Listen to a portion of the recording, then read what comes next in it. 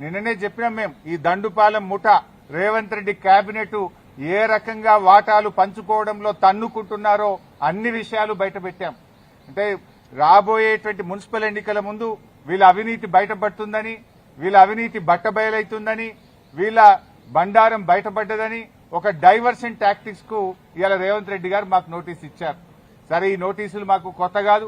తెలంగాణ ఉద్యమంలో ఆనాటి సమైక్యవాద ప్రభుత్వాలు ఎన్ని కేసులు పెట్టినా, ఎన్ని మా మీద రకరకాల ఇబ్బందులు పెట్టినా కేసీఆర్ గారి నాయకత్వంలో మేము పోరాడినటువంటి ఒక కార్యకర్తలం, ఉద్యమకారులం. ఆ గత సమైక్యవాదంలోనే అనేక సార్లు మమ్మల్ని అరెస్ట్ చేశారు, అనేక వందల కేసులు పెట్టినారు. ఆ రోజే మేము భయపడలేదు. ఇవాళ నువ్వు ఎందుకు నోటీస్ ఇచ్చినావు నాకు? మేము ఏమడిగినాం? నీ 6 గ్యారంటీల సంగతి ఏంది అని అడిగినాం.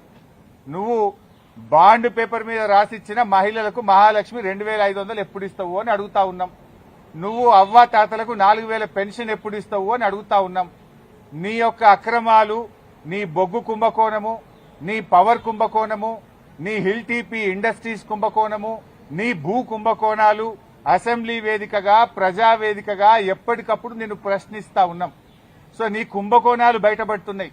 నీ వాటాల పంచాయతీలు స్వయంగా మంత్రులే ఒకరి మీద ఒకరు బయటపెట్టుకుంటుంటే నీ పరువు పోతుందని, నీ వాటాల విషయం ప్రజలకు అర్థమవుతుందని డైవర్షన్ కోసం ఈ నోటీసులు ఇస్తున్నావు. మాకు తెలియదా?